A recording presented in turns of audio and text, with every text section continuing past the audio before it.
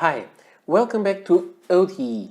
My name is Paulo and I'm here today to show you a pen that I bought in December 2020 as a self-birthday gift for myself. So, this is a yellow pen and this is an Aurora. And this is very interesting. The box, it has a vintage feel, and it says there Archivi Storici and then Aurora, and then Penne Mitiche di Anni Favolosi. Legendary pens belonging to fabulous years. And you can see here, here, and here. This doesn't matter that much. It is a nice cardboard package, and then you have here the parts. And so, what comes inside this pen, the box? It comes this little card, which is a certificate of authenticity, and it says Archivi Storici Aurora, and that states the pen is a real one. Then it comes with also a black ink bottle. I already have one of those that I kept when I made a review of this pen, when Aurora used to send me some pens to review, so I got to use one of those. I didn't open this one yet. And it came with two little packages like that. I don't know where they are anymore, but I received two of those. One had a cartridge and one had a converter for the pen. And now the pen comes inside this pouch, which is this case, which has this leathery finish on the outside. And so I will zoom in and let's take a look at it. And so the case is very black and nice. It has the Aurora logo there. And it opens like this. You have here since 1919 made in Italy, and you have a very yellow pen with a metal cap. This closes, goes away, and let's take a look at the pen itself. So, first thing you will notice, it is yellow. And we are talking about the modern Aurora Duo Cart. Just a short introduction to this pen, and this is an interesting thing. This pen is a reinterpretation of an older model from Aurora, and that older model is the Aurora Duo Cart, which was the first pen by Aurora that had cartridges inside. Pen looked like this, and it took cartridges instead of using a piston to fill. This pen was based on the design. Oops, and my pad fell into the ground, sorry. And this was inspired on the vintage Aurora 88. So this is the Aurora Duo Cart, the Aurora 88 Duo Cart, and the Aurora 88 itself. This pen was made in Italy after the Second World War, based on the Parker 51 that American soldiers took to Europe. And you can see here, so this pen was based on this one, and it evolved to that one and to that one, and I would say that the design on this pen reminds me a lot of actually a pen that is the evolution of the original design of the Parker 51, which is the Parker 45. I have here in two different colors, same age, and these pens were also the first pens by Parker that had the standard Parker cartridge system, which is interesting. So I would say there are some similarities between this pen and that one. So it's interesting how this design gave origin to that design, and then it came to that one. Let's take it away, and in the end it originated this, that I would say it is similar to this one on the Parker 45. So I think there are some things in common, and it's interesting. I would say it's like an inspiration, and then they had a parallel evolution, which is interesting. Okay, enough of that. Let's take a look at the pen. So the pen has a cap made of metal, and it has groups of lines that converge to the top of the cap. Top of the cap is plain, shiny and plain and reflective. You have a clip that has a very simple shape, and that works really well.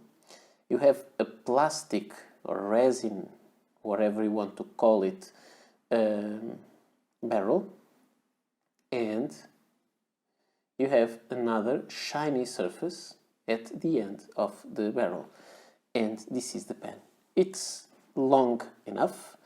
It's not a very big pen, not very girthy, not very long, but I think the pen is really enough for what one person may need. The cap just slips in place. It doesn't click in place, just slides over this ring and it stops there. When you uncap the pen, you have these three ridged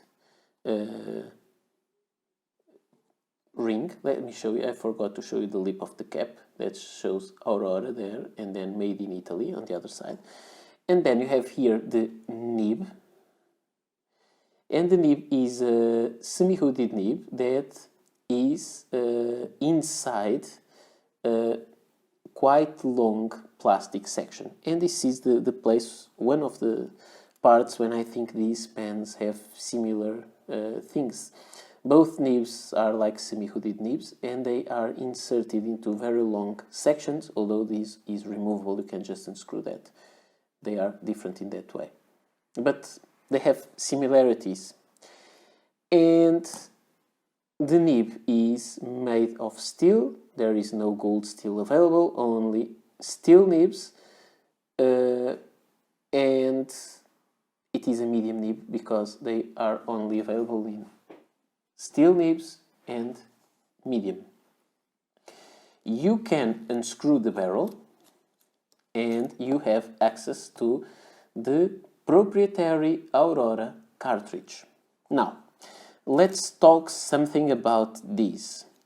The Aurora Duo Cart, and you can check the review here on the channel, the Aurora Duo Cart, the original 88 Duo Cart, was a pen that had room inside the barrel to take two short cartridges from a filling system, from a cartridge system that is no longer available. Although you can replace it for a long platinum cartridge and it fits, but the original ones are not available. I have a couple of them, but they would fit back to back inside the barrel. So it was called Duo Cart because it could hold two cartridges inside.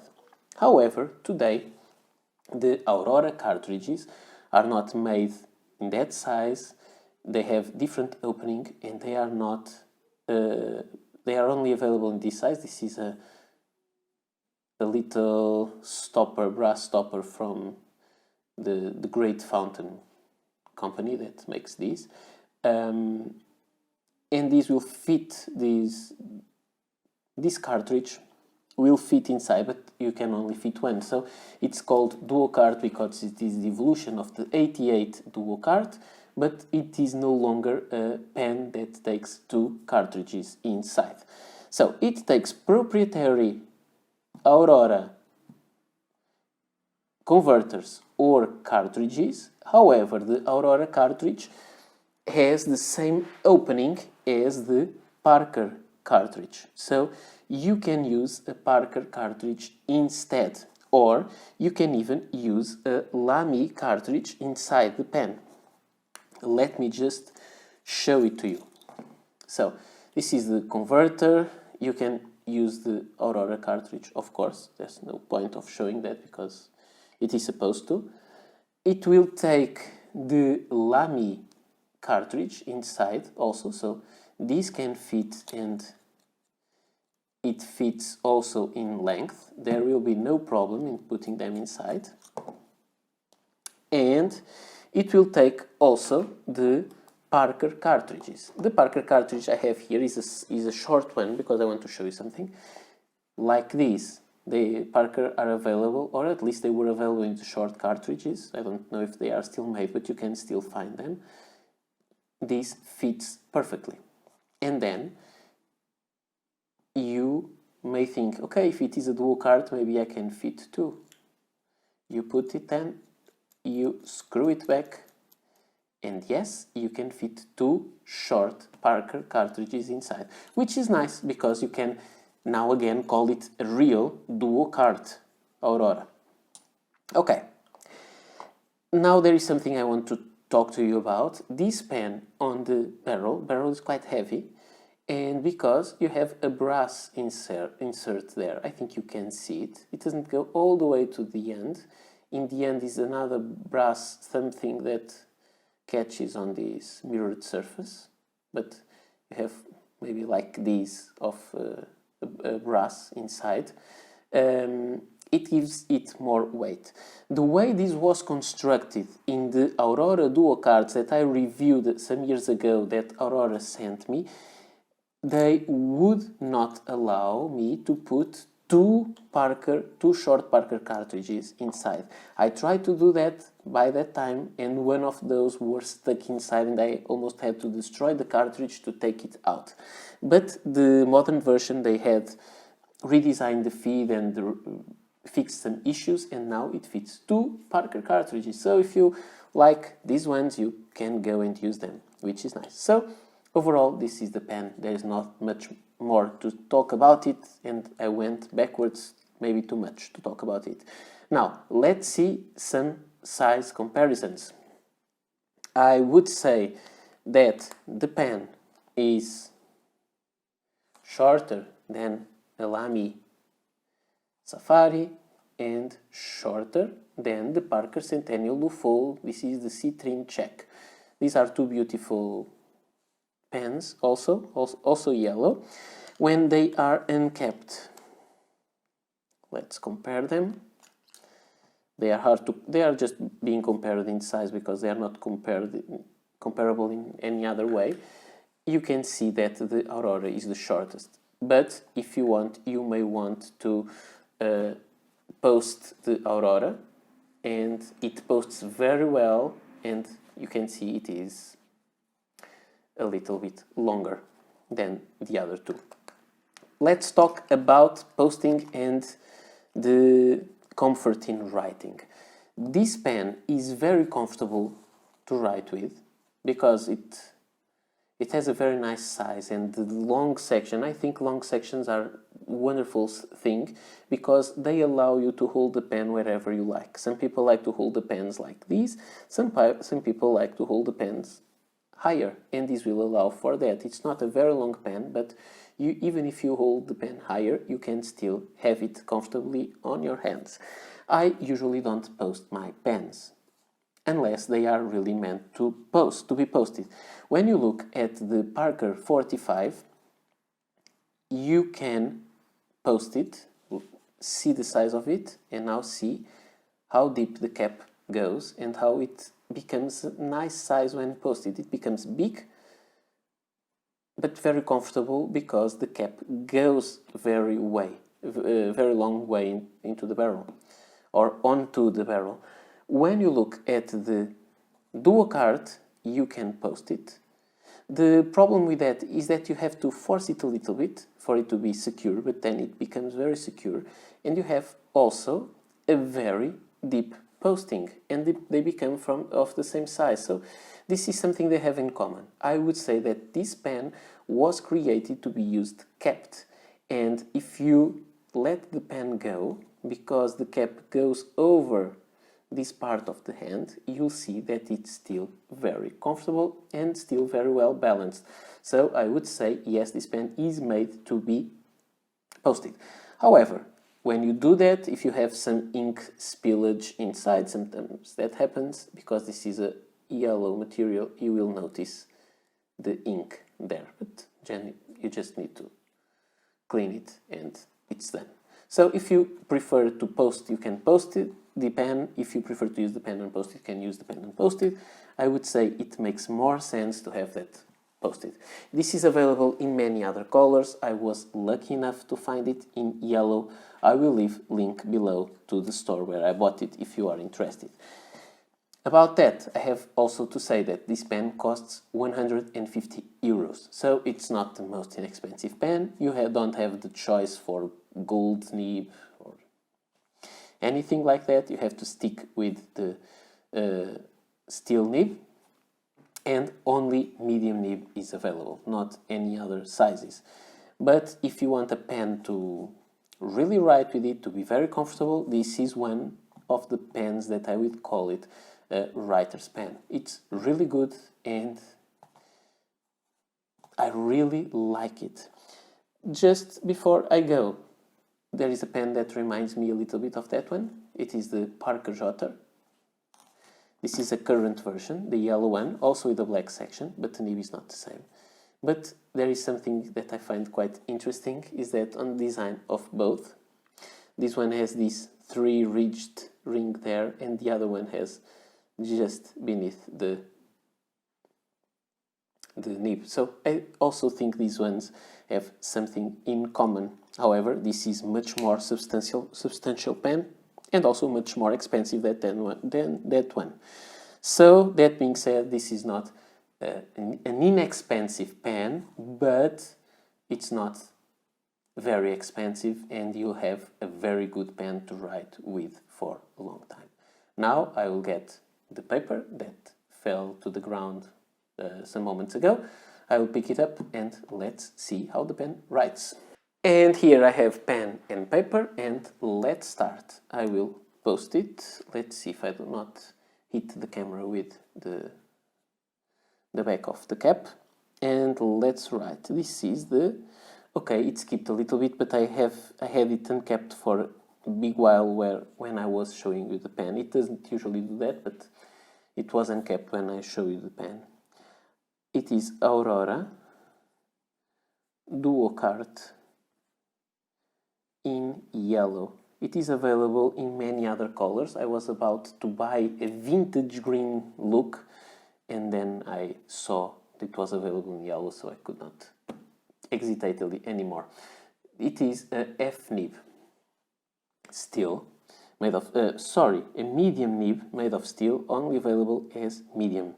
The ink inside is a favorite of mine. It is the Parker Quink Black, and I started by using the Aurora Black, but I thought it would be too wet for such a wet pen, so I changed to Parker Quink Black. That is a drier ink that I really know very well already, so I knew it would be good with this ink. And the paper is the usual, Rhodia dot pad. And about the writing. The writing experience with this pen is very good.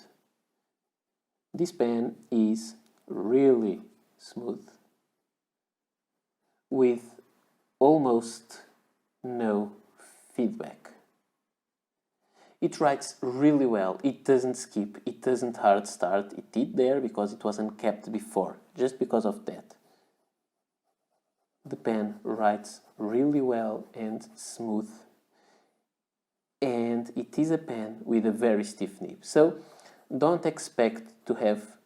Here it skipped, but it was not the pen's fault. It was me that rotated the nib. But that, I will talk about that. So first, the nib is really smooth. almost no feedback, so like a perfect pen for many people.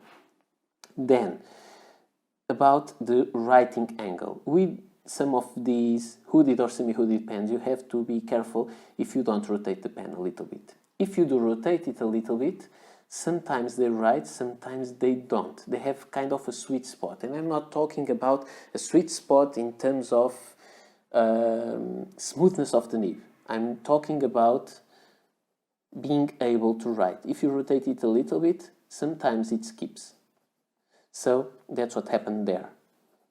You have to hold the pen correctly. That is why I usually like to align, it's not quite aligned, the nib with the cap when posted. So when I look at the cap, I know where the nib is, because it's easier to hit the paper in the right angle. About the reverse writing, you can do it. It is much drier, it has a little bit more of feedback, but it writes.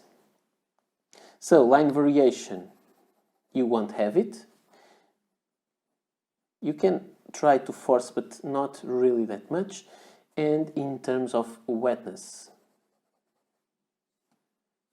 this pen is quite wet, and I'm talking about Parker Quink Black, which is more on the dry side. So this pen really is very wet.